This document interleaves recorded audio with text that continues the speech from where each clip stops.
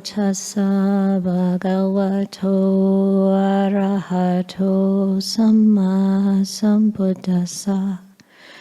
Namo tassa bhagavato arahato samma sambuddhassa. Namo tassa bhagavato arahato samma sambuddhassa. Buddhang dhammang sanghang namasami.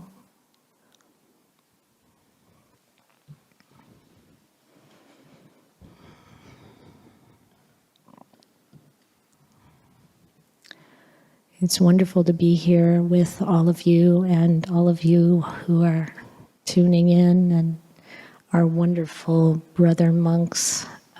I cannot tell you how happy the two of us are to have this beautiful family relationship with the whole fourfold assembly here at Clear Mountain.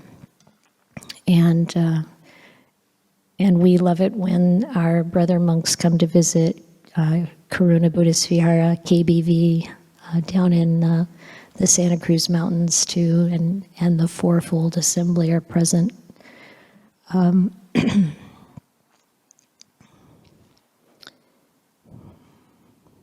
There was a fair bit of reference in the introduction about my times in Thailand, and that really changed my life, as you might notice. And my son becoming a monk, it came at a time when he and I both were really had our hair on fire about the spiritual path because of the sudden passing of my father. It really brought us face to face with mortality. I remember my son and I standing at the graveside after his body was buried, and my son, with tears, said, he was a jazz musician at the time, heading towards, being a performing musician, and in that moment he said, "This is real, and everything I've been doing is not." And the search led him almost immediately to Buddhism. And he realized he wanted to be a monk, but he hadn't found the tradition that really spoke to his heart yet.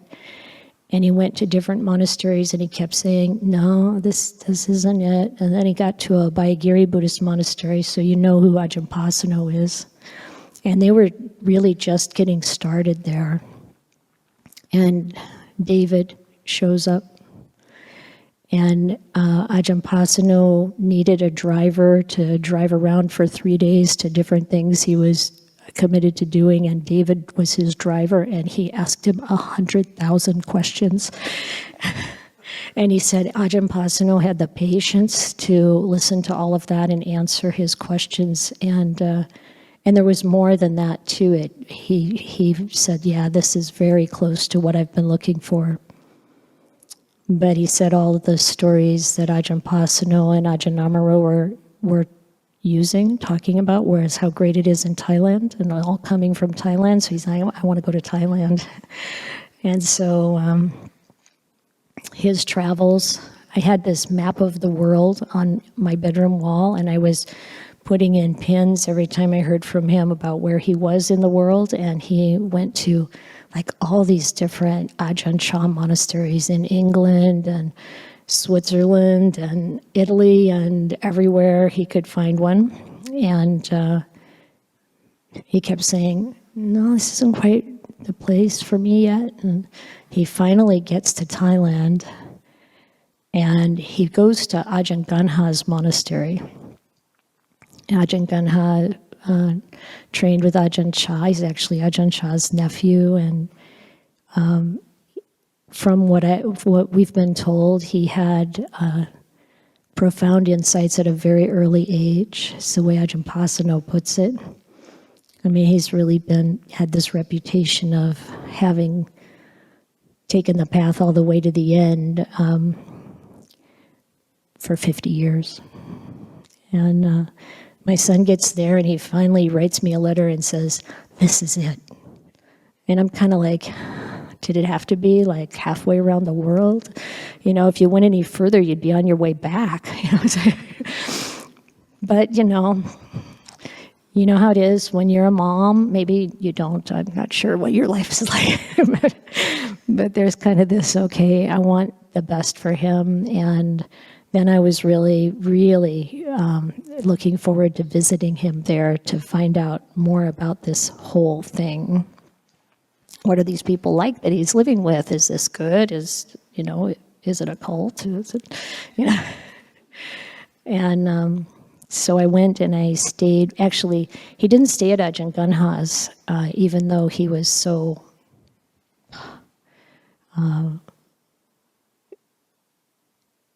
loving it, impressed by it. But he didn't know Thai, and so it was hard to understand the fine details at that time. And so it was recommended he go to the international monastery of Ajahn Chah. As you heard, he was ordained and lived there. So that's where I went to see him.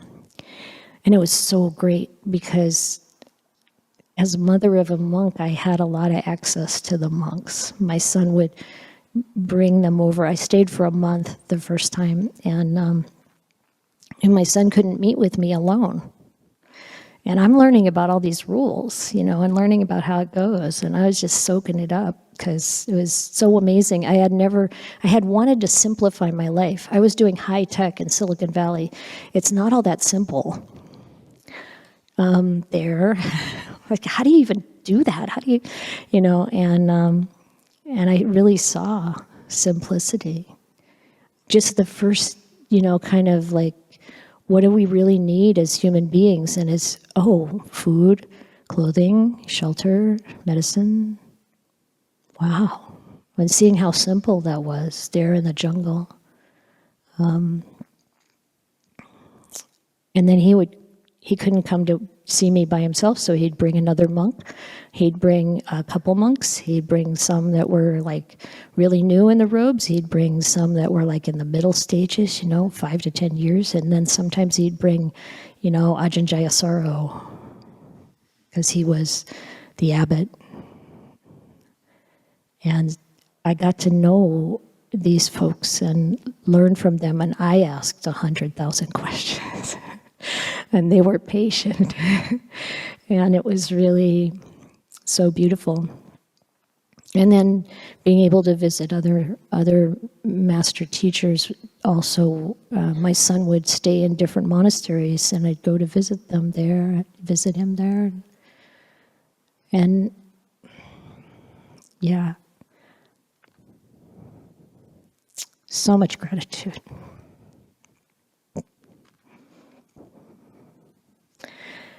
So a few years ago, I met Ajahn Gunha for the first time. Thanks to my Bhikkhuni sister, we decided to go on pilgrimage. She had not been to Thailand before. And she said, I want to visit Ajahn Gunha and I want to visit Ajahn Biak. And I had not met either of them. And we went to Ajahn Gunha's monastery. And we were both bhikkhunis at the time, and we were kind of on a little bit of a reconnaissance mission to visit a lot of the places that I had been to before and some new places to see, well, are these monasteries ready for bhikkhunis or not? How's that going to go? So Ajahn Gunha had such wide open, encouraging acceptance and love that we knew we'd want to come back again and again. And the second time I went to visit him, I didn't have my dearly beloved sister with me because there was also some other stuff involved in the trip that was different, not related to the holy life. But visiting Ajahn Gunha at that time, I said to him, Luang Pa, I've been practicing what you told me last time. What I want is to realize Nibbana. What do I have to do now? And he just focused on convincing me to come and stay for a long time to learn the Dhamma until I understand from him. And it was such an interesting moment because there were about 50 lay people there, Thai folks, and he was talking to me and encouraging me to come for a longer period, and he was also saying to the crowd, yeah, everyone's welcome here. And when you look at the photos of that moment, the people in the background are kind of like, who's this Bhikkhuni? Because, and there's a lot of this in the air of it's not okay to be a Bhikkhuni. And Ajahn Chah is like, no, everybody's welcome here. And this is the right idea, to want liberation, to really put our attention on that. That's really the goal of our holy life, whether we're living it in robes or not, and or as lay practitioners, dedicated practitioners to the Dhamma. And then staying at his monastery longer later on, getting more teaching, so beneficial. And last year, we were there with, there were 26 of us in all on pilgrimage from our community. And our lay folks were very well trained. They made a very good impression. It was very, very sweet. And he invited the nuns to come upstairs at his kuti so he could talk to us. And there were 4 of us, 3 bhikkhunis and a seminary. And he said, I'm bringing you up here just like Ajahn Sumedho would bring the abbots or the senior monks together to teach them how to teach or what to say. And so he said, teach people, teach yourself 100% and teach others 100%. And a little later on, he talked to us for quite a while. He said, teach yourself 100% and teach others maybe 80%. Because, how much goes in there is really up to others, whatever they want to do, right? So, everything he talked about is something you probably already know. But the emphasis was so powerful. He said, don't take the sense of self as the basis for life. Take the Dhamma as the basis for life. When people take the sense of self as the basis for life, they fight with each other. When we take the sense of self as the basis for life, then we get caught up in material things. And he said, even though there's all this science and technology in the West, people get lost in that. And we need, if we take the Dhamma as the basis of life, he said, then you love everyone. And he really emphasized, love everyone.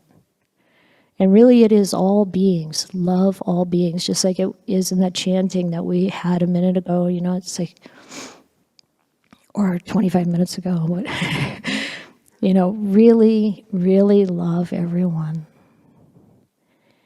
And to really be selfless, to really do everything as a gift.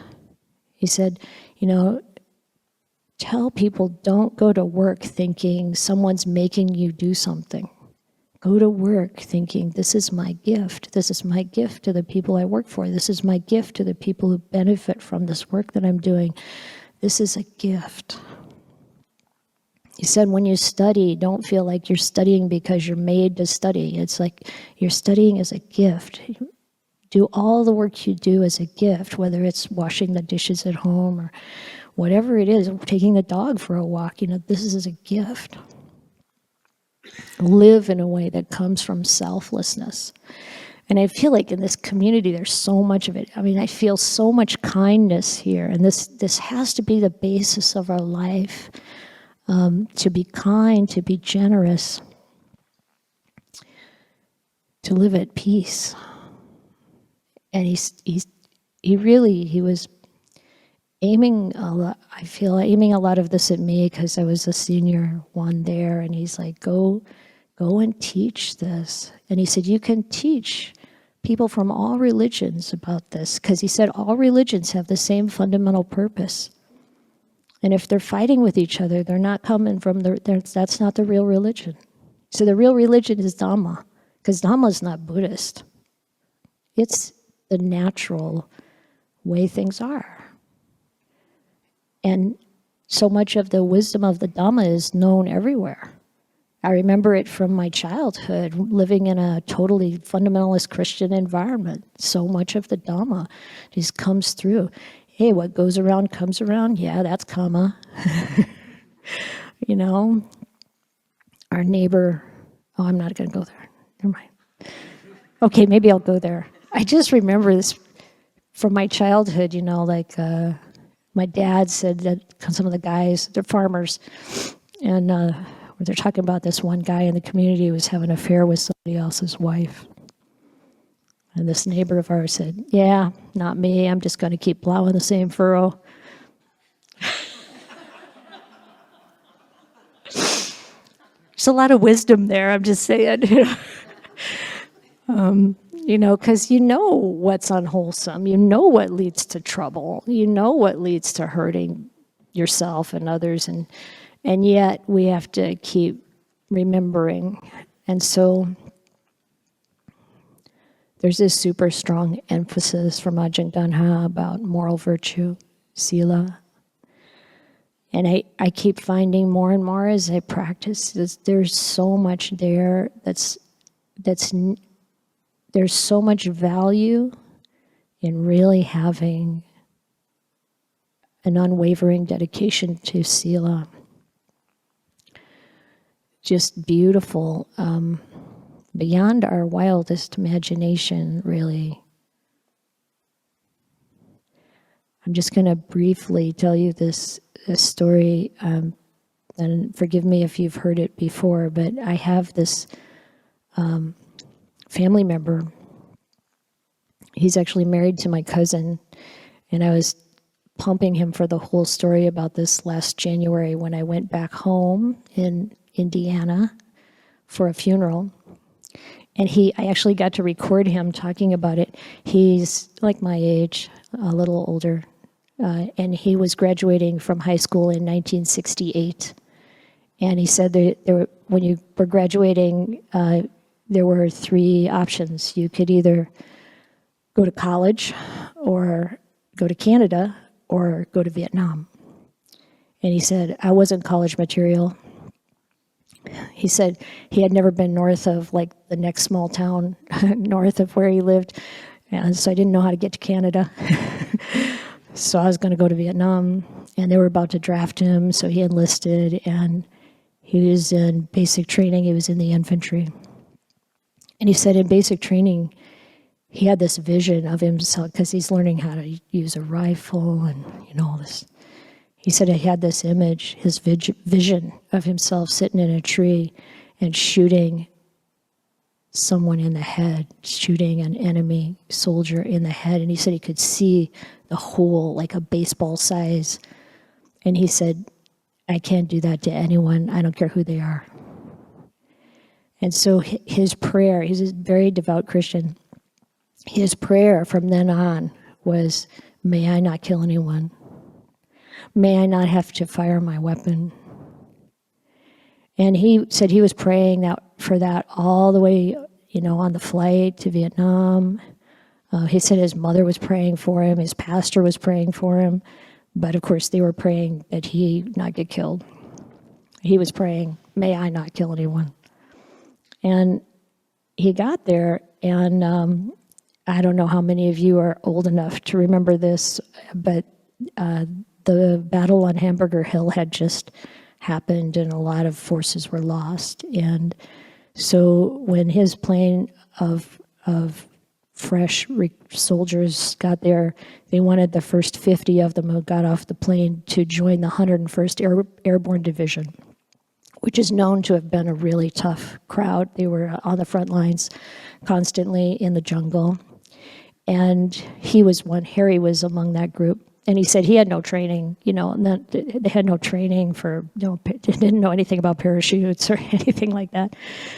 But he turned out to be one of the men. You may have seen these photographs sometimes of a helicopter kind of almost landing on the top of a hill in the jungle and these men jumping out to fight.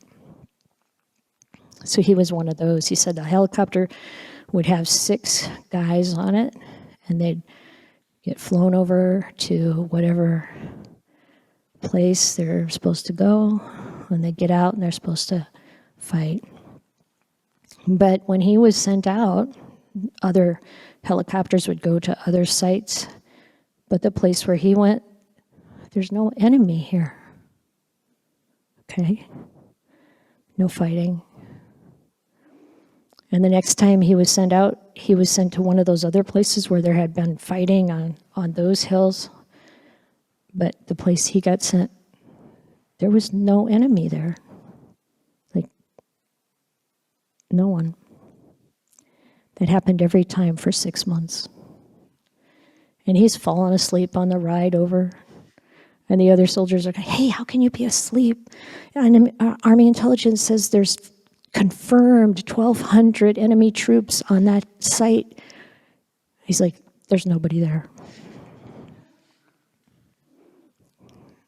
And there was nobody there. He flew 27 missions in 11 months. Nobody was ever there. Any which way they sent him. He said he had a reputation, like a couple hundred guys in this camp. And he'd hear them talking about him, like, that's the guy. That's Harry. Stick with him. He said literally, some new guy would come and the other guys would say, hey, you want to survive Vietnam? Stick with Harry. He goes down the hill to eat his sea rations. You go down the hill, sit next to him, eat your sea rations. He goes out there to take a dump. You go out there. Harry's like, no, I'm not into that. But he said, yeah, as long as they were in his group, they were safe, and then they'd get transferred to another group and they'd have to fight. He was sent to patrol the Ho Chi Minh Trail, which is like the major, it's I-5 of, Vietnam for the Viet Cong, and nothing there, no one. How's that possible? So at the end, at 11 months, a new commander took over, and he said, I'm going to show you what a nice guy I am. I'm going to send the guy who's been out here the longest back to base camp. He'll never have to come to the jungle again. And the other guy said, well, that's Harry. You can't take him. They had a petition. Over 200 guys signed this petition to keep Harry in the front lines, and the commander's like, a petition? What? Rips it up. Get on that plane. Or helicopter, I guess it was. So Harry got sent back to base camp. 3 weeks later, Harry's still in base camp, and this same commander is there, comes there for some business, and he walks past Harry, and he's like, I'm just about this close to believing your BS story, because ever since you left, there's been nothing but combat. He said when he was on the front lines, and he was, in the camp, and his platoon officer would come by, and he'd pick up his rifle and he'd shoot it into the air. And Harry's like, "What are you doing?" He said, "I'm getting the rust out of your barrel. You never shoot this thing." So Harry got sent home, and they mailed him the Bronze Star, because if you're in more than 25 missions, you'll automatically get the Bronze Star. And he says, "I'm a little ashamed of that because I didn't do anything." to learn that. He goes to the VA hospital for something, and they say, "You got any PTSD?" And he's like, "Nope." So how does this happen? Harry's belief is that, his prayers, God really kept him safe. And, from a Buddhist perspective, yeah, he had some powerful devas helping out. But how does that happen? My guess, lifetimes of not killing. Lifetimes of that commitment to not killing. This is kind of how powerful these precepts are. They say, you keep the precepts will protect you. No kidding. And when people ask these questions like, yeah, would you lie if you were saving someone's life? I think if you're committed to not lying, no one ever comes to ask you something you'd have to lie about. Just keep the precepts and love everybody, 100%. And this gives us all we need to work with, to work through in our own hearts, because we all have challenges. We all have, aversion arise. We all have temptations to, do things outside the precepts. We all have all this conditioning we have to work with. And that is not where we're going. Where we're going to go is use the tools the Buddha gave us so many wonderful tools, and now in a wonderful community where when we run into trouble, we can talk to people who will help us. Thank goodness we're not all kind of half falling off the cliff at the same time. We can reach over and pull each other up, say, you clear mountaineers, you got this. So that's what I wanted. Well, I don't know if that was what I wanted to share. That was all just kind of like whatever came up. But I love you, and I respect this community so much. Thank you.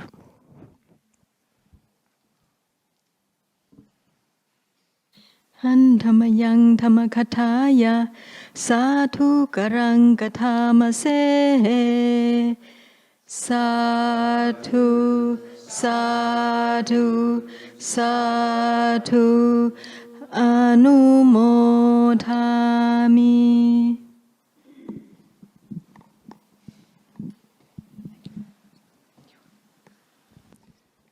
So we have time for questions or anything people would like to discuss. Just raise your hand and Mila will run the mic over to you and maybe say your name before you ask. And if you're on Zoom, you can raise your electronic hand or type it into the chat. Just take this opportunity. We have the eyes here for one day.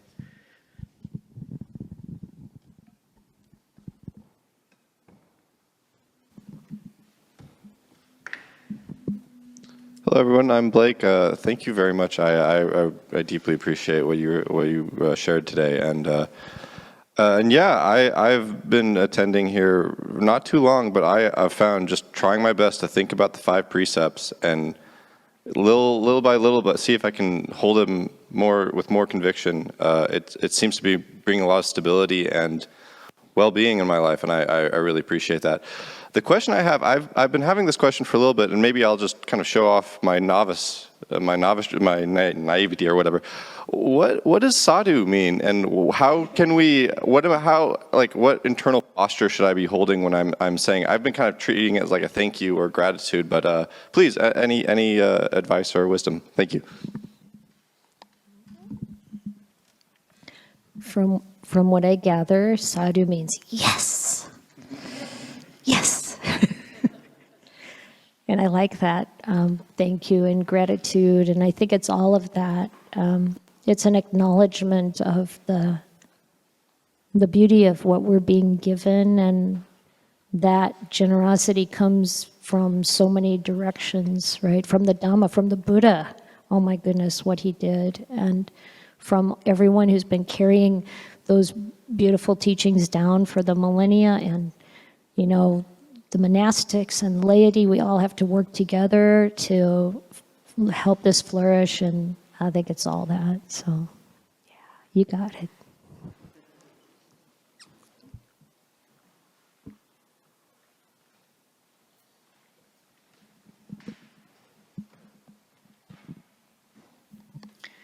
So being on the path of loving everyone.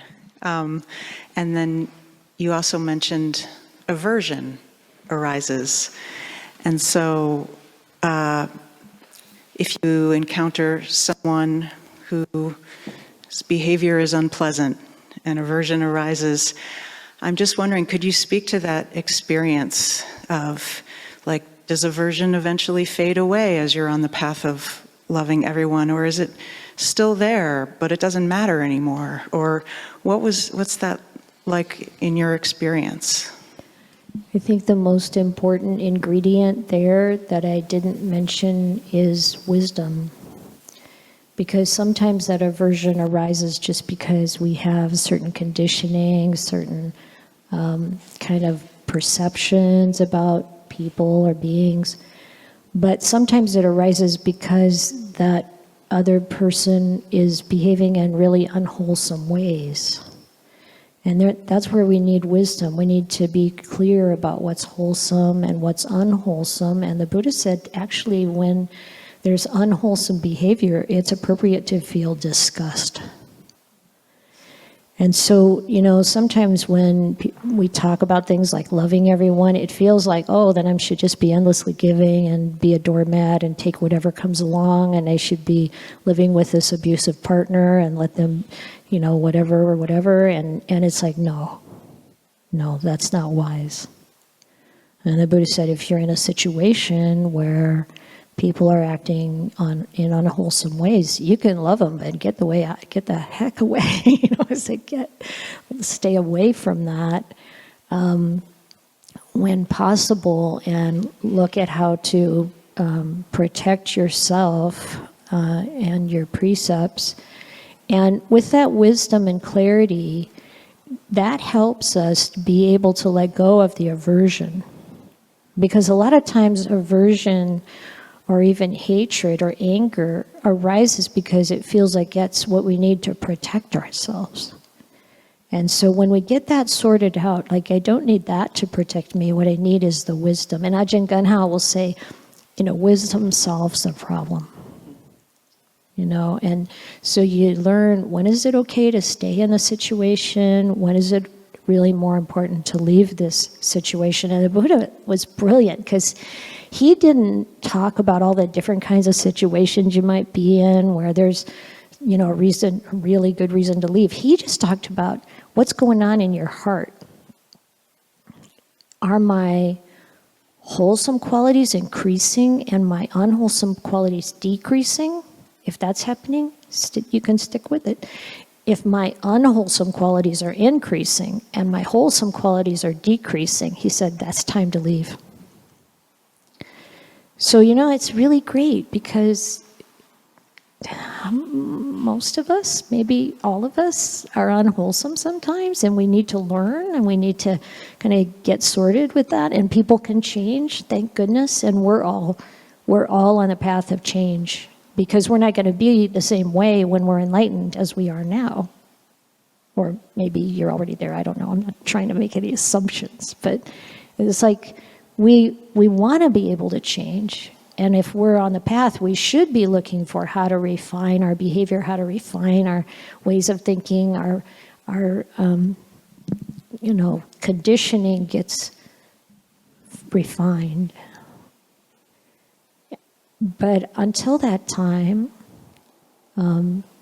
developing this wisdom is so important, and using that wisdom to make clear and good decisions and maintain that loving kindness. That love in this case is without attachment. When you love everybody, it's without attachment, without even expectations. It's a way of loving even those people who are so close to us, that is completely freeing.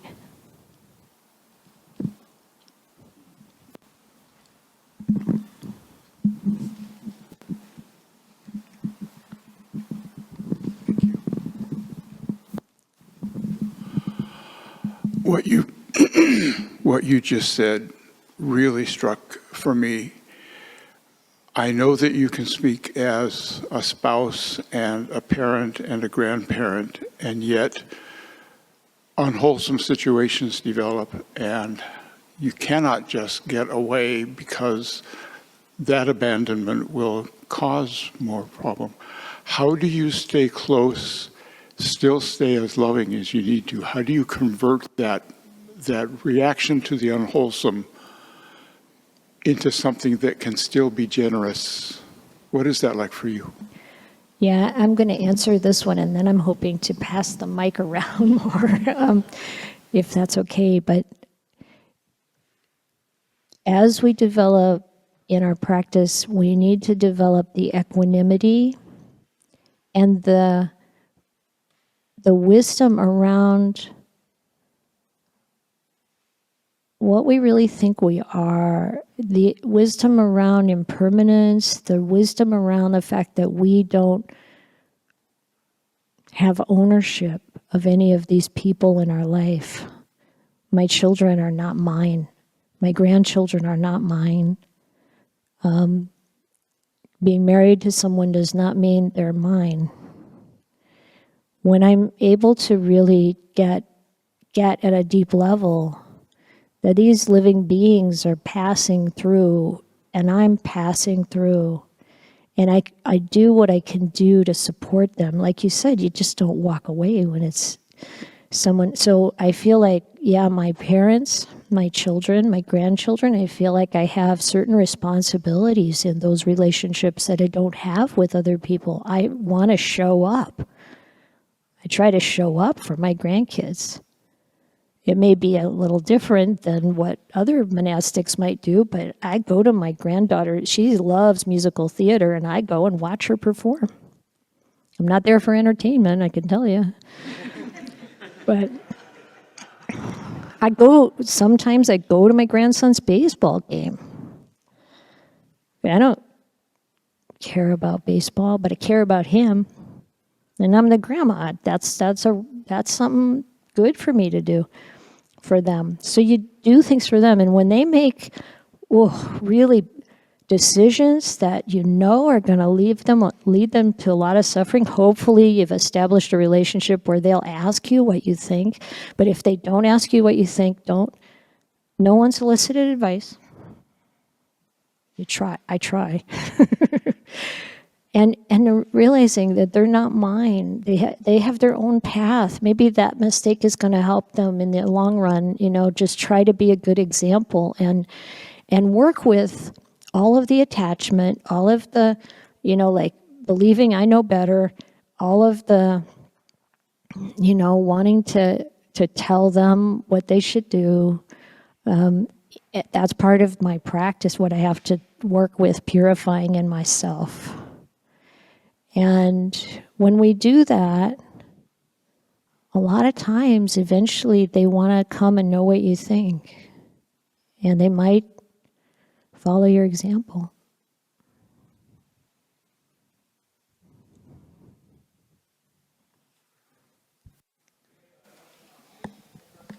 Yeah, we can call on the person on Zoom. White shirt, top left. We can't quite see your name, I'm sorry. Oh, Abhijano, please. Thank you, Ajahn. Thank you, Ayya, so much for your wisdom and your guidance. We appreciate you so much. But this is just in response to the first question about sadhu. I just wanted to share Ajahn Brahm's interpretation of sadhu, and that is awesome, awesome, awesome. Thank you so much. Awesome.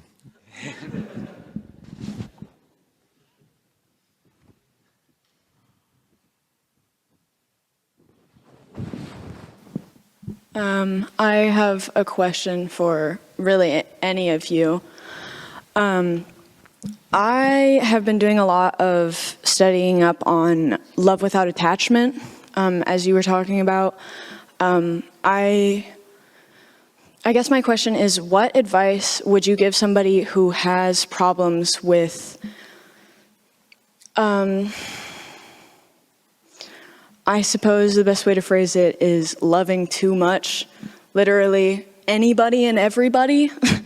Like, I have a lot of problems with, I'll be dealing with my own issues and be trying to pay attention to myself, but I'll see that somebody else is struggling, and it doesn't matter if I'm even close to them. If I recognize them as another soul, then I feel in such a strong inclination to help that I will push away everything that I know I need for myself in order to help that person, because I don't know. I think I have issues with watching people suffer, because I've gone through a lot of suffering, and I know that I wouldn't have been able to get out of it without the immense amounts of help that I've had from my peers. So how does one still offer that love and support while also supporting themselves and being aware of their own like emotions and needs and stuff like that?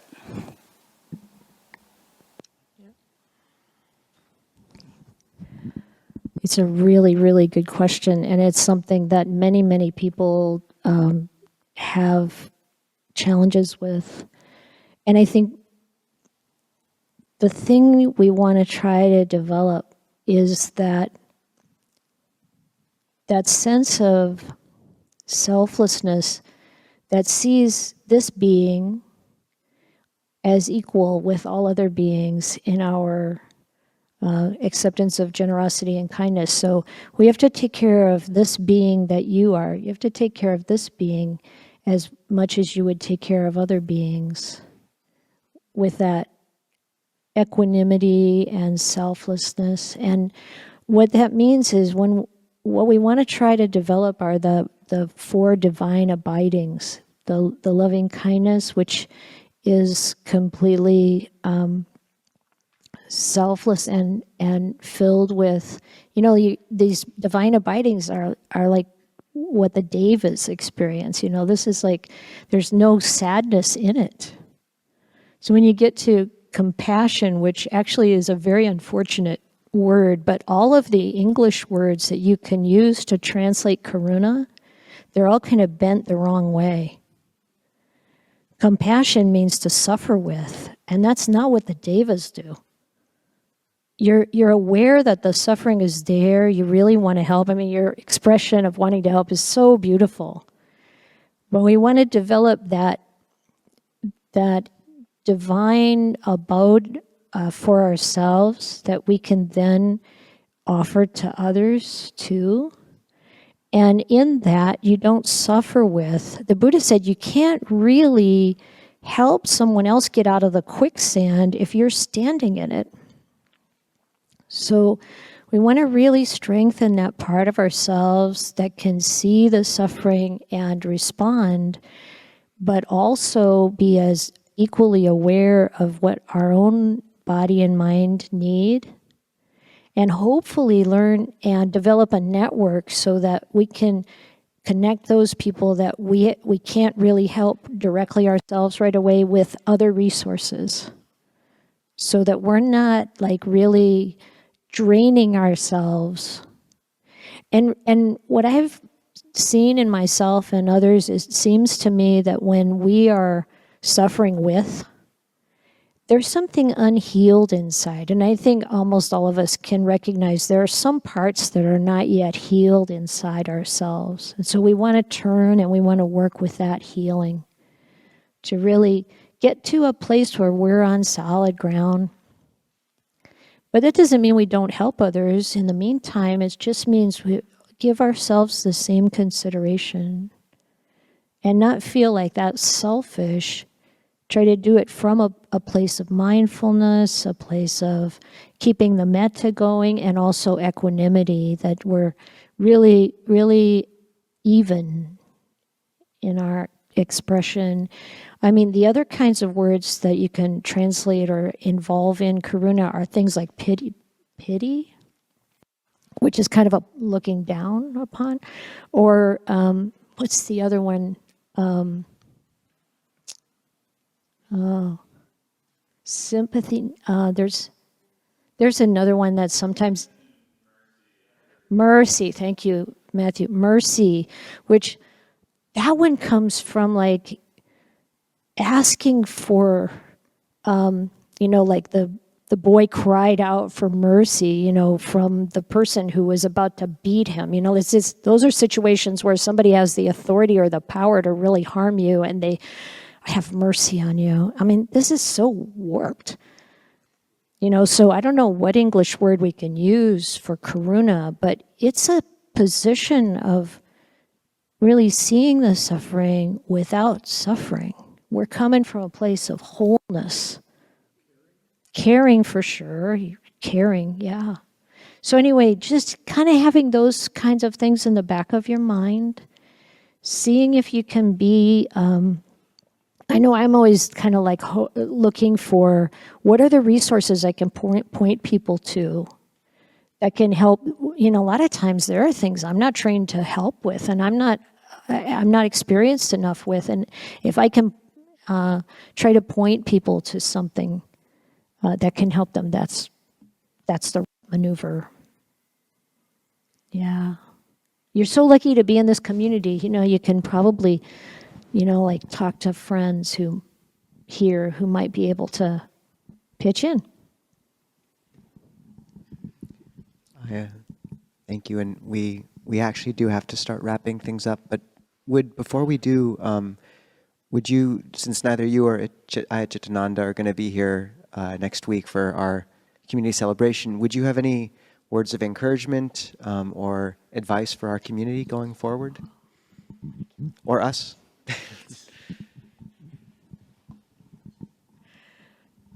Oh, wow. Well, one thing for sure is we would love to be here next weekend, but we can't, and our hearts will be here supporting the amazing vibrancy of this community, and it just feels like it's all so on the right track. All I can say is really just keep going, keep doing the things you're doing, pitching in, getting involved, continuing to be humble and kind and eager to change in the right direction.